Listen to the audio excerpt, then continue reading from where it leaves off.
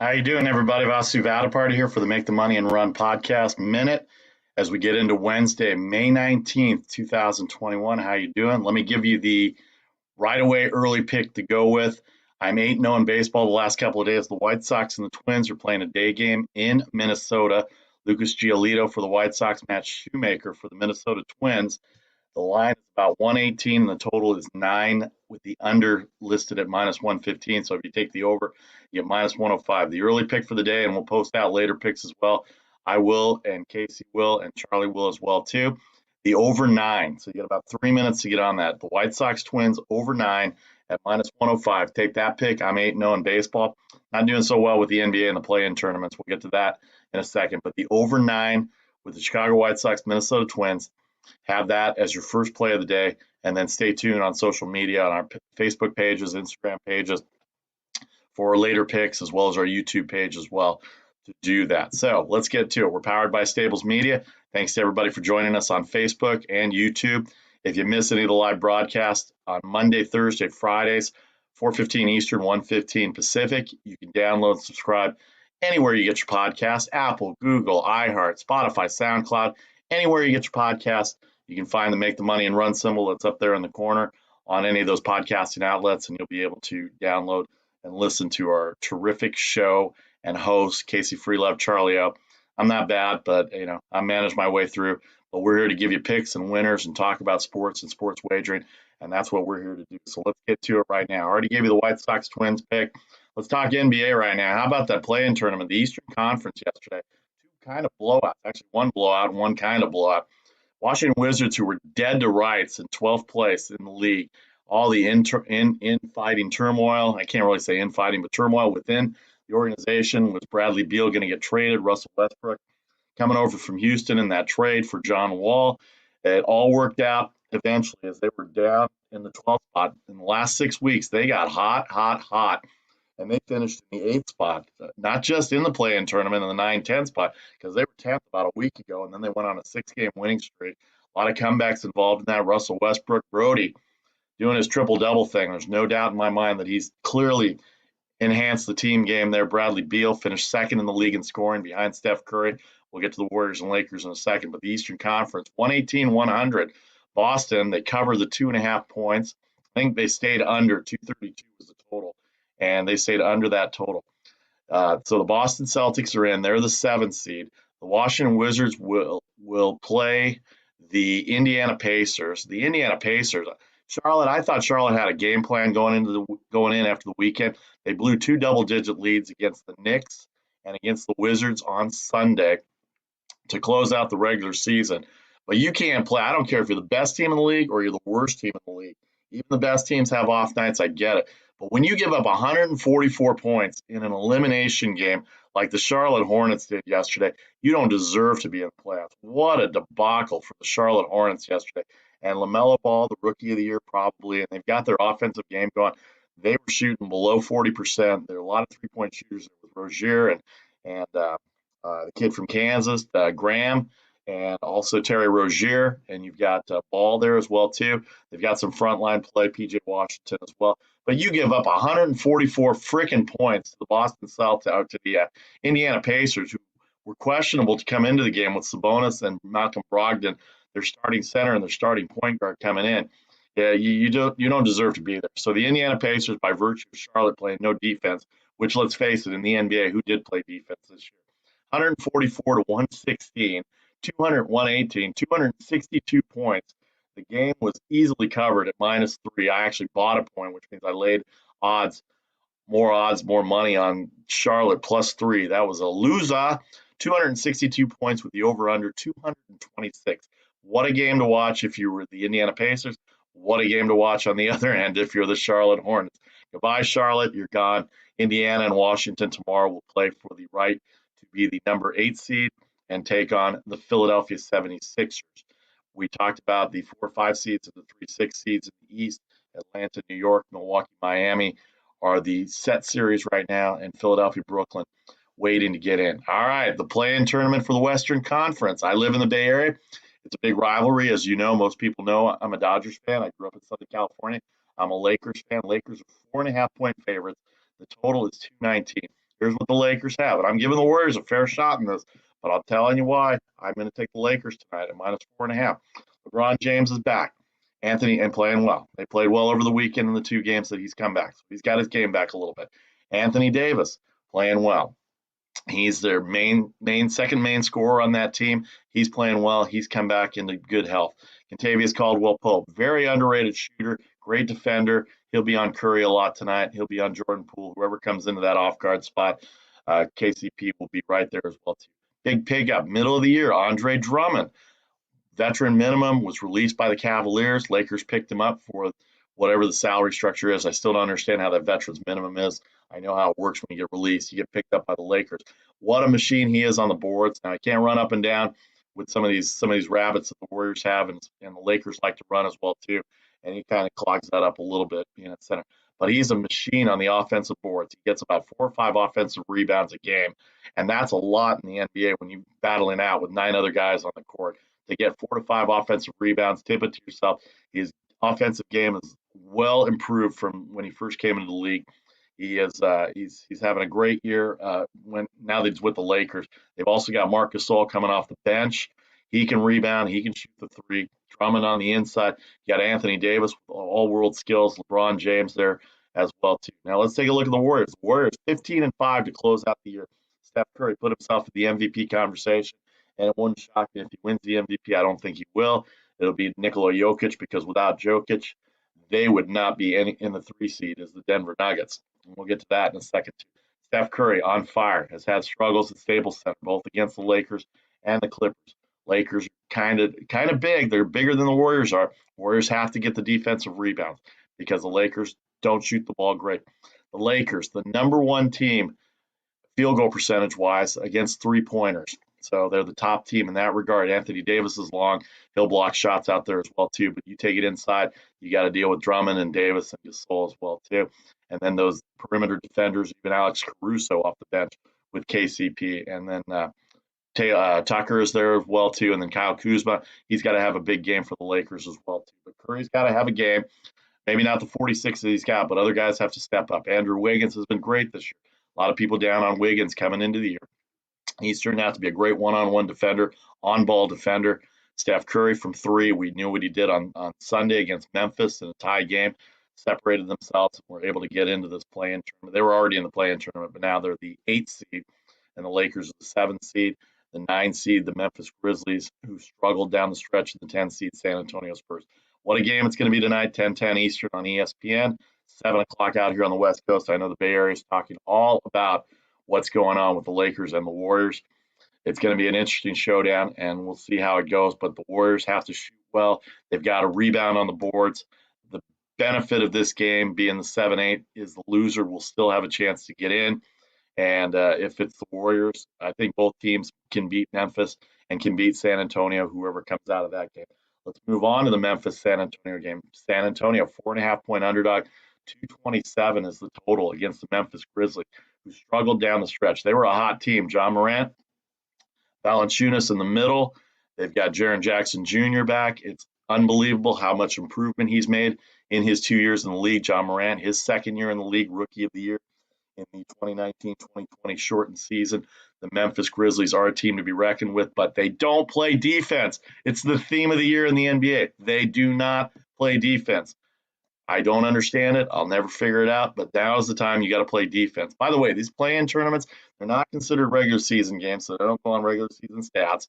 In baseball, if you have a tie at the end and play game 163, by the nature of it being game 163, it's a regular season game. Here, it's just a non-regular season game. It's a non-playoff game. It's a play-in game that has its own stats, its own center of statistics, and everything that goes with it. It's for the opportunity to get into the playoffs. I don't know how this is going to work going forward. First of all, there's too many teams, 20 teams out of the 30 with a chance to get into the playoffs, and then the 16. I still think it's too many. NBA people have told me they think it's too many. Devalues the regular season. But anyway, Memphis, San Antonio. That being said, it's a one-off here. We're coming off a pandemic. I get it. Memphis, San Antonio. San Antonio, Greg Popovich, obviously one of the best coaches in the NBA, has rings to prove it. Doesn't have the Tim Duncan days, doesn't have the David Robinson days, no Tony Parker, no Sean Elliott, none of those days. Who are these guys? DeMar DeRozan, Jakob Poeltl in the middle, They've got Patty Mills, backup point guard. They've got guys that you've never heard of that are playing together as a team, and Greg Popovich knows how to do that. DeRozan sat on Friday night, and they got hammered by I forget who they got hammered by, Phoenix, but then they played Phoenix tough again on Sunday. If they get a chance to play, get in the playoffs, they're going to have a chance to get to the 8 seed. I guess it would be the 8 seed, yeah, because they're the 9-10 seed. Lakers, Warriors, 7-8 seed. So stay with me here on this. The 9-10 loser is eliminated. The 9-10 winner plays the loser of the 7-8 seed. So 7-8 has two chances to get in. The winner of the 7-8 game is the 7 seed, and then the three teams will battle out for the number 8 seed. Tomorrow is the East final of the play-in tournament. It'll be the Wizards and the Pacers, who just played on Sunday. And then the winner of the 7-8 game today between the Lakers and Warriors will be in the playoffs. The loser of the 9-10 game will play the loser of the 7-8 game, either the Warriors or the Lakers, San Antonio or Memphis. They'll play for the 8 seed to play Utah. The 7 seed will get the Phoenix Suns and my potential MVP candidate, Chris Paul, but he'll never get enough votes for that as well. So the NBA, very interesting how the NBA is going right now. It's going to be an interesting play-in night tomorrow, the Eastern Conference, and then Friday the Western Conference will play. And then the playoffs will start on Sunday. If it's 12:30 on the West Coast on Sunday afternoon, you know it's playoff time, and ESPN will carry all the Western Conference games, and TNT Turner will carry all the Eastern Conference playoff games as well. Speaking of Turner Sports, how about Marv Albert? We mentioned it on Monday. He announced his retirement after the Eastern Conference Finals. He will retire. He's almost 80 years old. You know, he's had his controversy in the past, but you can't deny what a career the great Marv Albert had with the New York Knicks. He was even the New York Rangers announcer for a bunch of years. He's seen it all. 1963, he got in the business. 1965, even before I was born, he was the New York Rangers voice. And then in 67, he got the New York Knicks job. He didn't get on TV, believe it or not, until 1986 with the New York Knicks, but he was already with NBC at that time doing boxing, doing pregame baseball. When I was a kid, he was a pregame baseball host for NBC. Of course, he's done NFL games for NBC, CBS, even the last couple of years before he decided to retire from the basketball side, of college basketball side of it. He did some NCAA playoff tournaments. So career well done, obviously, for the people on the East Coast and nationally that have listened to him. What's your favorite Marv Albert call? What do you remember most about him? Email us at mtmarpodcast@gmail.com. Also, tell us who you like tonight. We've got games all day and all night. We'll get to the baseball games here in a second. The NHL. I just want to talk about the NHL here for a little bit. NHL playoffs are going full board now. It was very funny to see still regular season games still going on. Let me see if there's still regular season. Vancouver and Calgary. Yeah, they're going to play a regular season game. I'm not sure why they're playing the regular season game. The only thing I can think of is that you have to play all the regular season games, and players want their game checks. I think that's an important aspect for people to understand, that hockey players or the hockey union and hockey itself, they don't make as much money as the other sports do. But Vancouver and Calgary, that's a regular season game. I think this will be the last regular season game of the year. It's happening while the playoffs are happening. Let's look at the schedule tonight. Washington and Boston are going to play game 3. That series tied at 1 game apiece. Both games ended up in overtime. Boston winning game 2, Washington winning the first one. The Nashville Predators, Carolina Hurricanes. Carolina Hurricanes won their game 5-2 the other night over Nashville. They have a 1-game-to-none series lead. I really like Carolina in this game tonight. That might be one of my picks. We'll document that later on Instagram and on Facebook. Also, the Make the Money and Run page on Facebook. And then Winnipeg and Edmonton start their series tonight. Some of these series are starting later, so Winnipeg and Edmonton get their game 1 going. Tomorrow, Tampa Bay and Florida. Tampa Bay will be at home. 2-0 Tampa Bay leads that series. I love Tampa Bay. That's my Eastern Conference team. My association with the Tampa Bay area and the Florida area. Got to see them win a cup in 2003 as a newly expanded team at that time. Pittsburgh and the Islanders, that series tied at 1 game apiece. Game 2 was a thriller in overtime as well, too. A lot of overtime games, by the way. I was talking with hockey guys last night over an adult beverage, and I said the first time that 3 game 1s have ended in an overtime. You just never see anything like that. Washington and Boston, and then the Islanders and Pittsburgh, and then Dallas or Las Vegas and Minnesota. They had a 1-0 overtime game in game 1 as well on Sunday night. And then Montreal and Toronto tomorrow will start their series. Game 1, they're behind the 8 ball, but they'll be there as well. The Montreal Canadiens, the Toronto Maple Leafs, they're trying to get back into the swing of things after the problems that Canada's had. Yesterday's scores: the Penguins 2-1 over the Islanders to get to that 1-1 series. The Lightning get the 3-1 victory. They have the 2-0 series lead. Both games won on the road. It could be a short series for the Florida Panthers. And the Golden Knights come back off that loss that we just talked about, the overtime loss. They get a 3-1 victory over the Minnesota Wild. Vegas, a heavy favorite, not a heavy favorite. Vegas and Colorado, the top two favorites to win the Stanley Cup, definitely to win the Western Conference. It's going to be very interesting to see how the hockey playoffs continue. I am a big hockey fan. We don't talk a lot about hockey, but there is nothing like playoff hockey. You know how it is when you get to a movie that you haven't seen for a while, but every time it comes on, you drop the remote and you just sit there and watch it. When it gets to the third period, the last 10 minutes of the third period, or an overtime in the NHL playoffs, it's must-see TV. Anything can happen. It could happen just like that. Snapping my fingers, happen just like that in overtime, as it did. One overtime goal was 4.5 minutes into overtime. One goal was 34 seconds into overtime. It's just amazing how fast these things happen. And in the NHL playoffs, there is no shootout.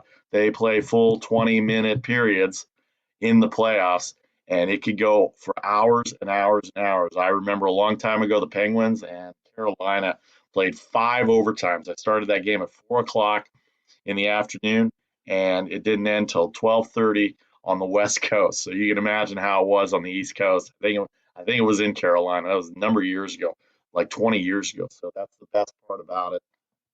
So we have it all set up for the NHL playoffs going on as well. So I got you there for the NHL, the NBA playoffs. We'll take 30 seconds and come back, talk a little baseball.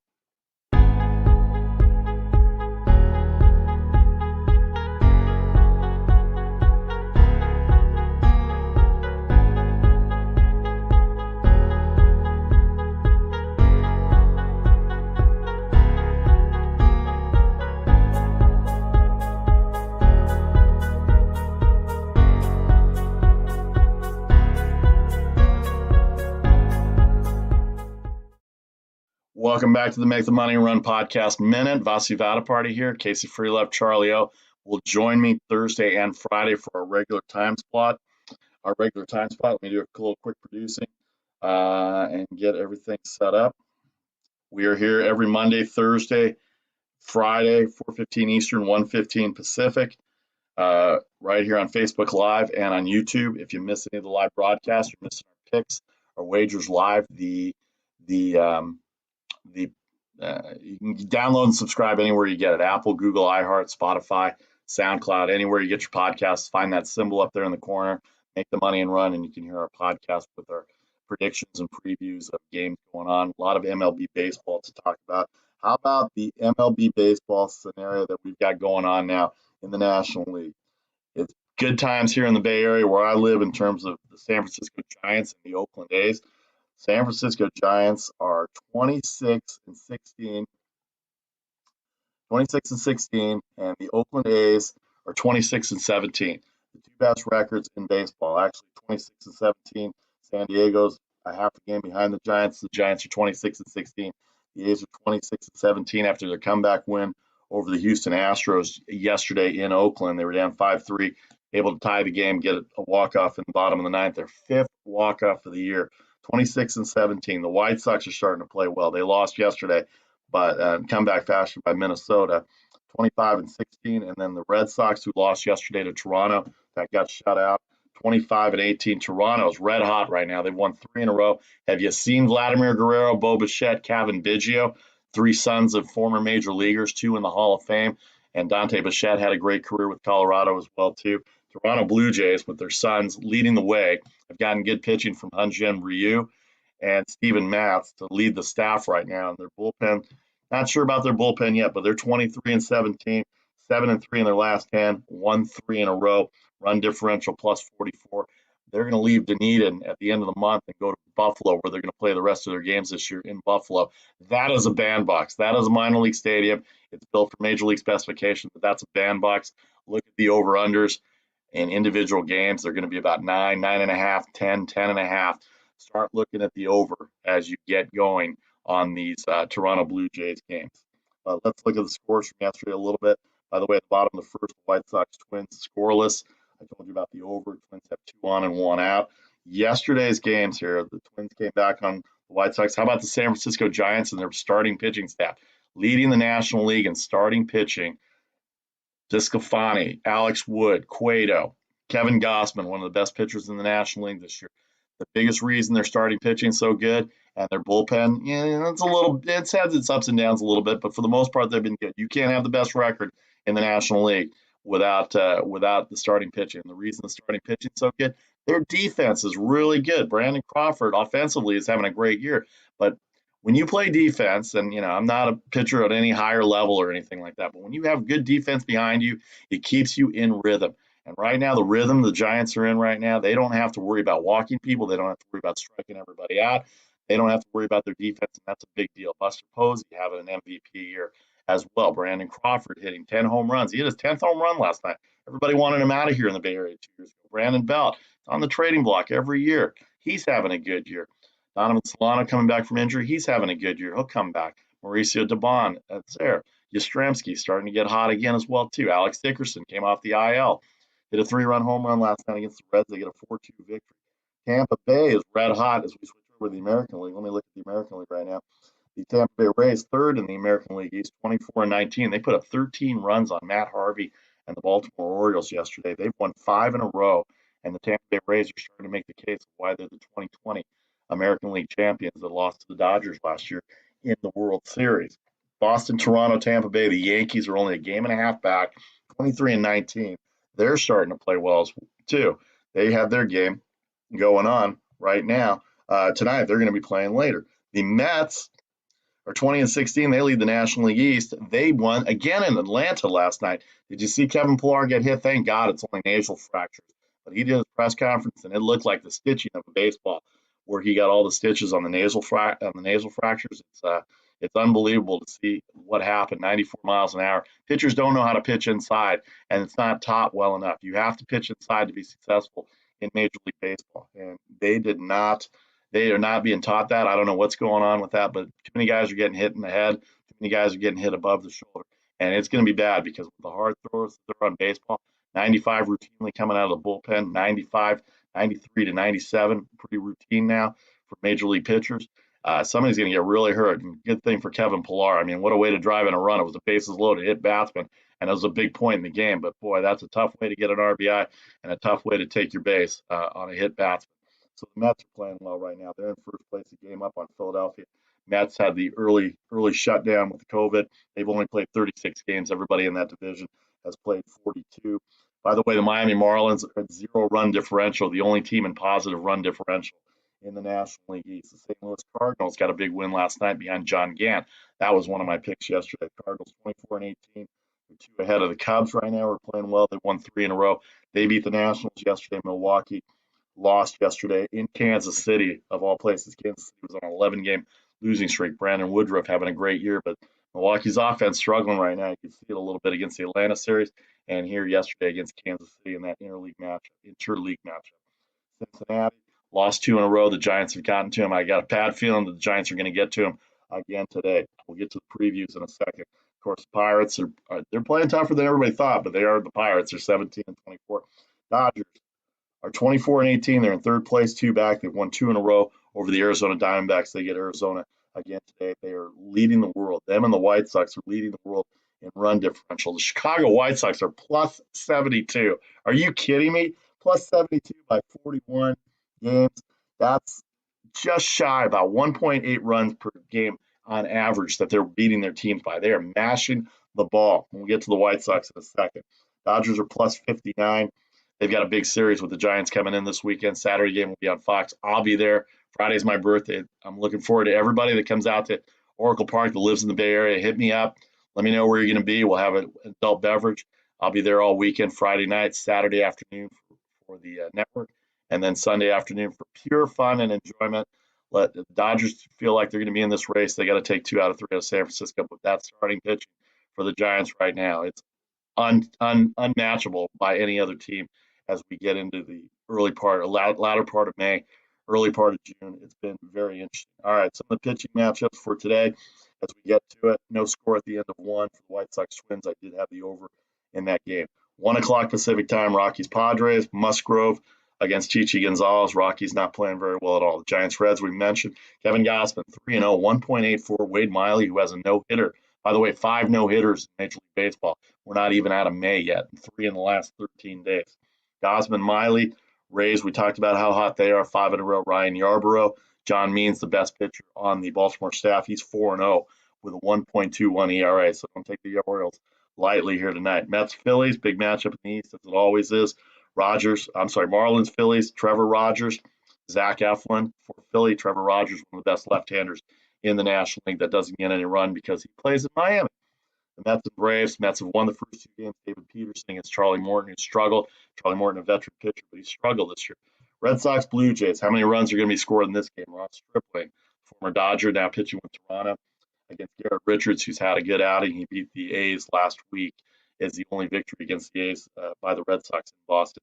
Nationals and Cubs. The Cubs have won the first 2. Max Scherzer, Jake Arrieta. 3 years ago, that would have been a great matchup if it was the Arrieta of old, Cy Young winner of old, but it's just not the same. Mad Max going for the Nationals today. Pirates, Cardinals again. Trevor Cahill, Jack Flaherty, ace of the Cardinals. 7-0, 2.47. If he's not your Cy Young candidate in the clubhouse with the early lead, then I don't know who is right now, because Jack Flaherty, 7-0, 2.47 ERA, unbelievably on fire for the St. Louis Cardinals. You imagine he'd probably be about a $2 favorite. I don't have the odds in front of me. Yankees, Rangers, Corey Kluber. Rangers haven't decided yet. Indians, Angels, early start on the West Coast, 5 o'clock. How about what Shohei Ohtani is doing, everybody? Shohei Ohtani is doing Babe Ruth-like things, but nobody notices because the Angels are so bad. Shohei Ohtani has 13 home runs for the Angels. His ERA is 2.10. He's only 1-0 because he only goes 5 or 6 innings because the pitch count gets up there. He's still learning how to pitch, folks. He knows how to hit. He's fast as hell. If you've ever seen him run the bases, for a big man, he is extremely fast. Shohei Ohtani, 13 home runs, a 2.10 ERA, 1-0. He walks too many guys. That's his only problem right now.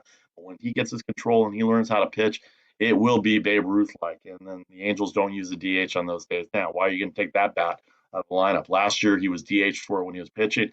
Mistake by Brad Ausmus when he was the manager there. You've got to have that bat in the lineup. They've got Aaron Savali tonight, who's 5-1 for the Indians as well, 3.40. The Indians with a big win last night. One of my plays again. Brewers, Royals, an interleague matchup. Burns and Keller. Corbin Burns still hasn't walked anybody to open the year, but he's 2-3. Go figure. 2-3 is 1.57. He and Jacob deGrom are on text threads with each other going, can anybody score some runs for us? Astros continue their series in Oakland. Oakland with the victory last night. Houston came in at the beginning of the year and swept them in 4 straight. A's finally get one against the Astros at home. Frankie Montas, Zach Greinke, and then finally the Dodgers and Diamondbacks. No pitcher for Arizona. Clayton Kershaw going tonight. He's 6-3, 3.20 ERA, coming back to the Kershaw of old. Tigers, Mariners round out. How about Spencer Turnbull last night? We talked about the no-hitters.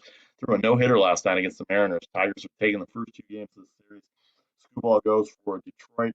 Logan Gilbert, who made his Major League debut on Friday, goes for the Seattle Mariners tonight. He's 0-1. He gave up 4 runs last week. So that's going to do it for the baseball side of it. NBA, NHL, Major League Baseball. Join us every Monday, Thursday, and Friday to get all the previews, all the odds. Don't forget to check our social media pages out for picks. We'll have them all for you every day. We'll have picks for you. We'll preview the weekends on Fridays, and then we'll talk about the week on Thursdays, and then we'll open up the week on Mondays, 4:15 Eastern, 1:15 Pacific, right here on Facebook and YouTube. If you miss any of the live broadcast, feel free to download, subscribe anywhere you get your podcasts. You see the logo up there on the right, MTMAR for Make the Money and Run. Hit us up on social media, mtmarpodcast@gmail.com, Facebook, Instagram, anywhere that you can get it. All right, for Casey Freelove, Charlie O, join us tomorrow, 4:15 Eastern. 2 of us will be here.